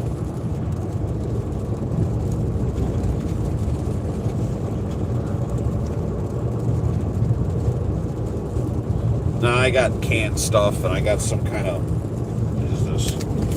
I was munching on this last night. I bought it, they're called hot rods. It's little mini smoked sausage things I bought at a Piggly Wiggly up in Wisconsin yesterday. If you're eating on the road like this, you don't want anything complicated. You need something you can just finger. I'm not here in Arkansas. Yeah, this construction has been going on for years. I don't understand why they can never get this done. Oh my. Arkansas, what happened to you? It's been great, made me happy, but now I'm all blue. This guy's singing Arkansas, what happened to you? Today, where am I going? Again, passing through Arkansas. I'm heading home for the night. I live north of Houston, and I'm just going there because I have a delivery at 8 o'clock in the morning on Monday in Hidalgo, by Brownsville, Texas, for this load. But this goes right by my house, so I'd rather just go home and pull out my laundry and everything and spend the night in bed. And the wife knows that when I come home, we will have my favorite kind of spaghetti. It's called latza.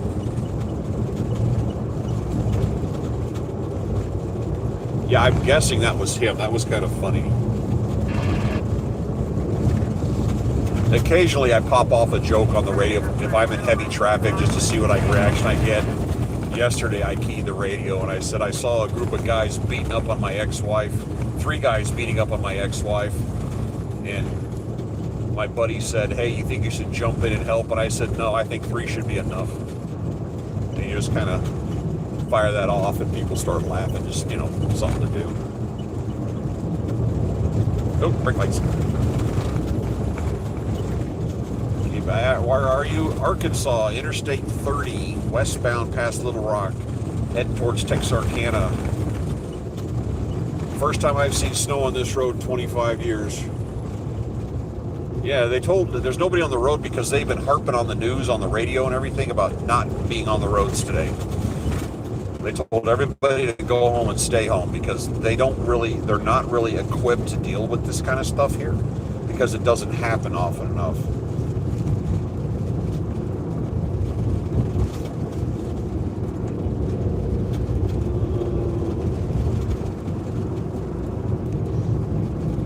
Distracted driving, depends on what state you're in.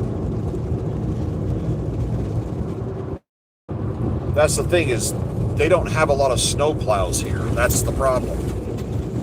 It's because there's one right across the road, right there. There's one. They don't have a lot of them down here because they don't use them. They don't buy equipment. They don't buy equipment they don't use. It's like they don't have any place in Houston to sell snowmobiles. It's just not a thing. So down here they don't have a lot of snow days. So they don't spend tax money to maintain equipment they're not going to use.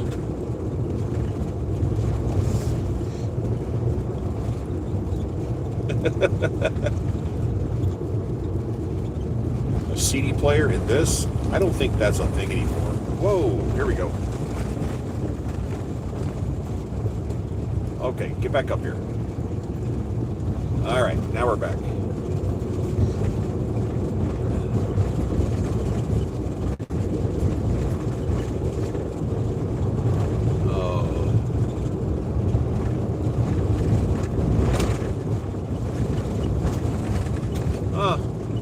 Most people come on here are pretty cool. There's always somebody out here who wants to argue. I've had people come on here and start talking all kinds of smack about things that have nothing to do with the price of tea in China. Some woman came on here, I think it was a woman came on here complaining about Americans are all liars, and I'm like, I don't even know where this person's from. I don't really care. You just don't engage and let them talk. Then they get bored. Should you?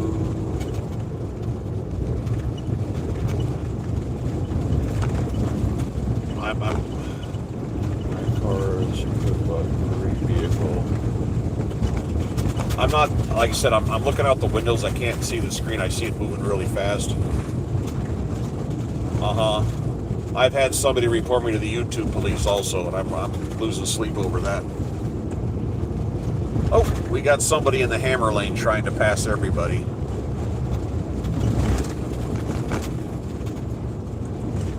And he went back over again. That didn't work. I had a guy come on here, I don't know, a few weeks ago, and what's this guy doing? Off the right side. Oh, he's getting off the highway, okay. Yeah, I had a guy talking about nothing on here the other day, and he started getting mad at me about, I don't know, he got mad at me.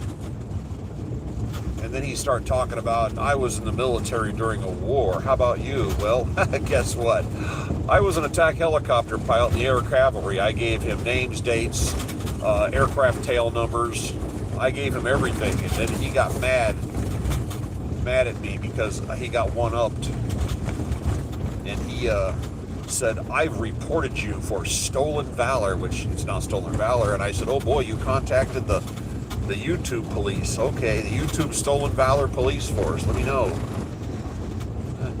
And he didn't have a snappy comeback, but I kept going in every once in a while and poking the bear, asking him, when are they going to be here? I don't know. He didn't like that. But it didn't have anything to do with the price of tea in China. Alright, again, my head's up right now. We're going 35 miles an hour. It's 13 degrees outside. But the snow stopped falling. I don't hear it hitting the windows anymore.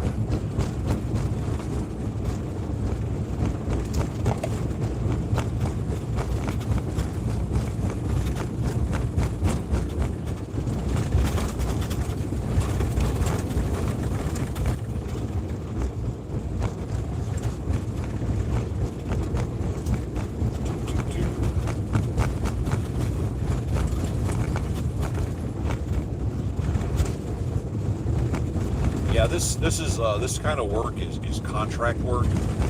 So you go out here and drive when you want to. You don't have to say, "Oh, gee, boss, can I have these dates off?" It's just when you're in and when you're out of service. You know, that's what it comes down to. Is you can drive whenever you want to. So I come out and do this for like 3 weeks. Well, this guy's in a hurry. I do this for like 3 weeks at a time, and then I go home. It just depends. But occasionally, if I happen to have a load that passes through the house, I'll pull in and go out of service for a couple days in the middle of a hitch, I call it. Stay home for 2 or 3 days, and then I'll get back on the road again. But this time I'm going to be off for probably a week. I've got some VA stuff I've got to do. I got a couple things in the van that needs to be checked. When I was homeless last time, I spent $18.4 billion on some heavy maintenance, and it's the kind of maintenance where you got to set it back in and they got to look at it when it's done. But I said, dude, I'm not going to be here, so when I get back, I'll definitely turn it in. I'll take it to the guy to look at all the stuff on it. And I have 199,000 miles. Current temperature is 13, by the way, on this van, and honestly, it runs. After I got some work done on it, it runs good. The engine's strong. It doesn't burn oil. I use Castrol Edge, the top tier, Castrol's top tier synthetic oil.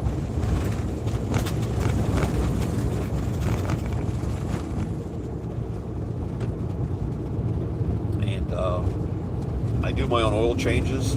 I use the Upside app and Fetch to get money to put on Amazon to pay for the oil, so I basically get free oil changes. Because if you drive into a shop, which I do, I'd have to do once a month, it would cost like $110, $120, but I do it for free.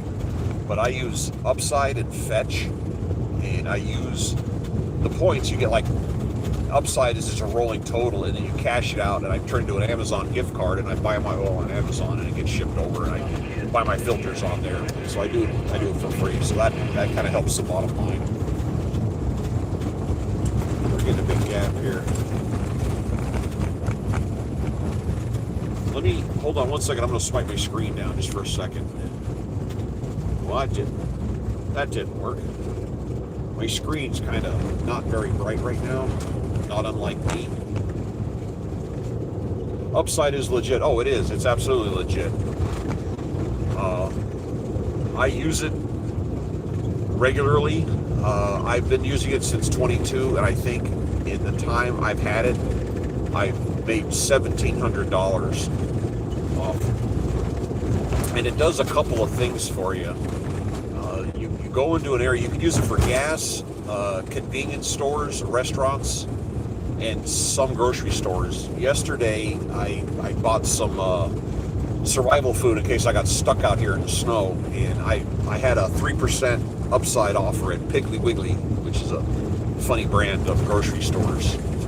And what happens is you go into a town, and as you're going down the highway, you open the app and you go gas, and you kind of spread the map out where you're headed, and it'll show you the offers, and it'll say 10 cents a gallon, 8 cents a gallon, 19 cents, just depends. And you have to look at, it'll tell you what their price is, and then it'll show you the savings you're getting by using Upside. But you got to check the price of the gas, because down the street, if they're giving a dime, but the price down the street's only giving a nickel, but their gas is 30 cents a gallon less, it doesn't really make sense to use it.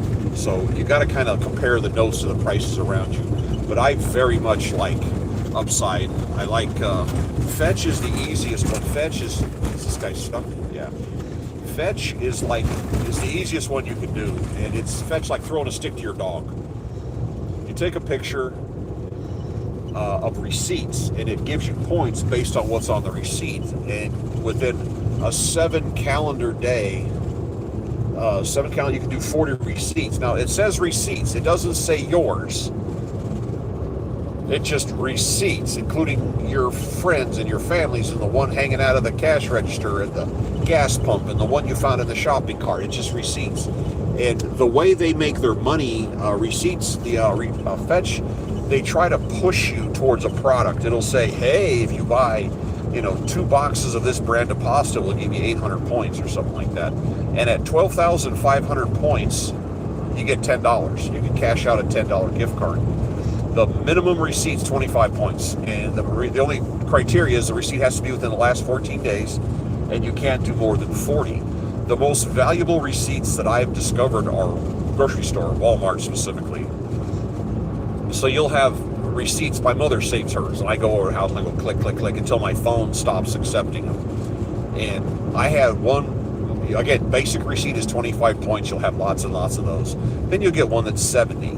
And then you'll get one that's 700. I found one laying in the ground in a parking lot that I got 3,000 points off of. I got a Walmart receipt for my mother that was worth 4,400. And here the other day, I had a receipt that I found that was 8,500 points. And you need 12.5 to make your $10. So you can cash out. I'm not on 81. No, I'm on Interstate 30 right now. So you can get these incredibly valuable, and then you say, okay, once you get to 12.5, you get cash out. That's where I stop. You can go higher, and then it takes a couple days, and it goes, ta-da, here's your $10 gift card. You cut and paste, you move it over to Amazon and add the code to your Amazon account, boom, $10. Upside, you're claiming the purchase, and it'll keep like 13 cents a gallon, and it wants a picture of the receipt, and it wants to have the time on the receipt, the gas station you picked, and the last 4 digits of your credit card to prove it was you, and not just you didn't just claim it and grab a receipt that was hanging off a pump. They want to make sure you're there. It's a subscription service.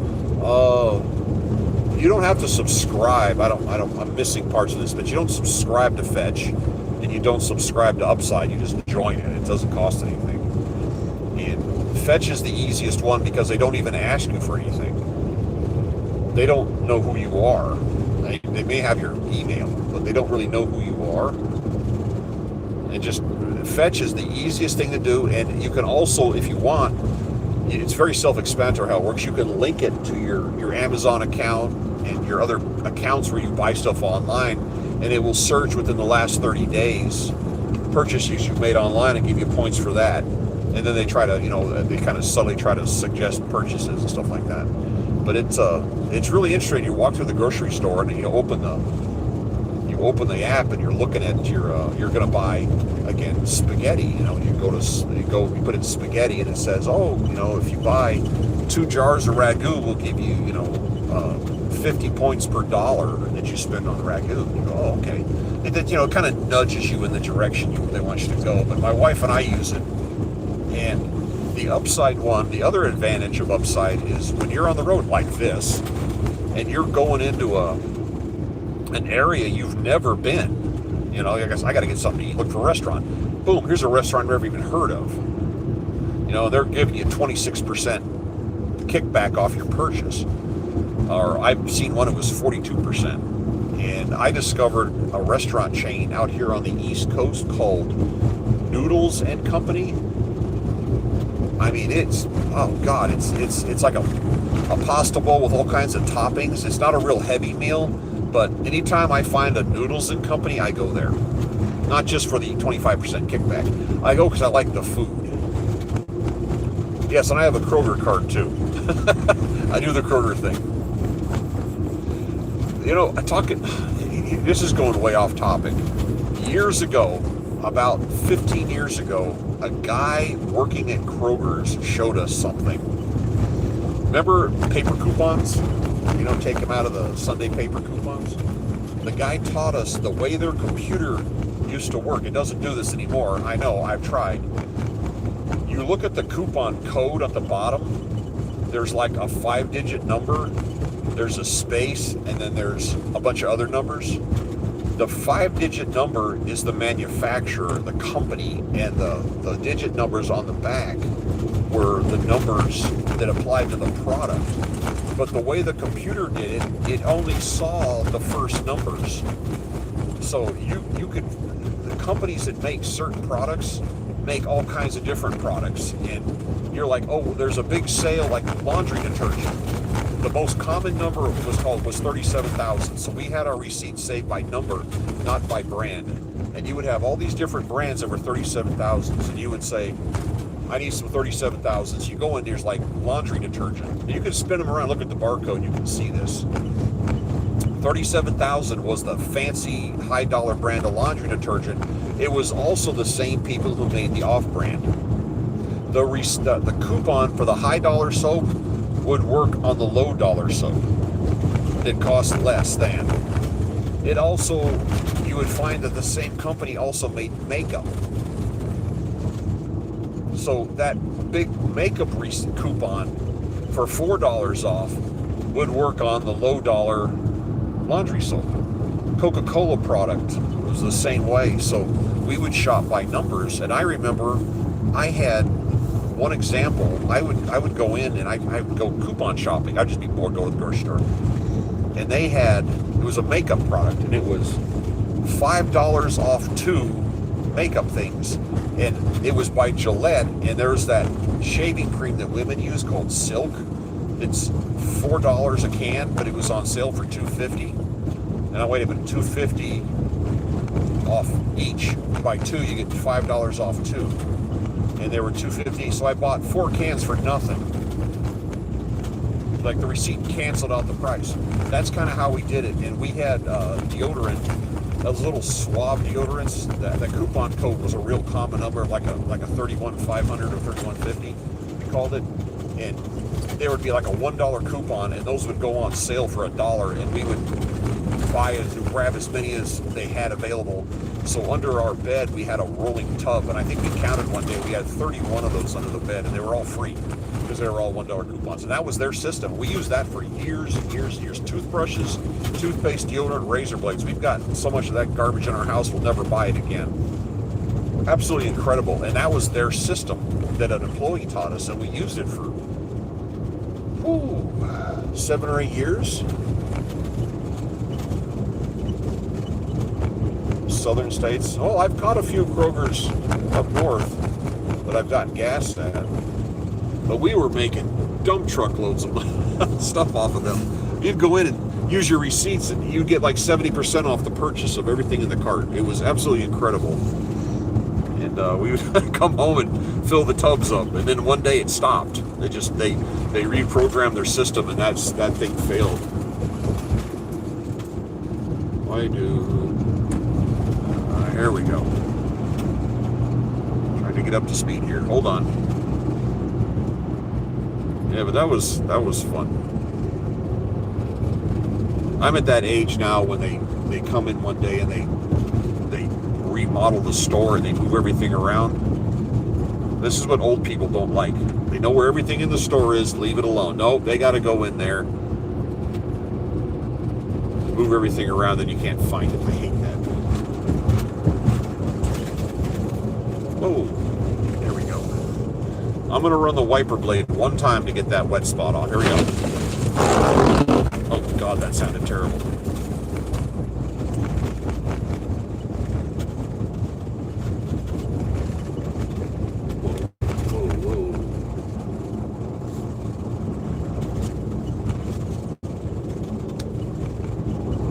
Whoa. Alrighty, hey, I tell you what, I'm going to jump off here for a minute. I got to pull off and take a quick break, and I'm going to probably come back on here in a while when I'm going down 59 to see what it looks like there, because you're going through small towns and I'm being told they don't plow, so that might be interesting. So I'll be back on here later. Hey, thanks for tuning in. I like people coming in here. You're seeing something different. It's kind of fun to talk. Keep keeps me entertained too. I'll catch up with you guys later.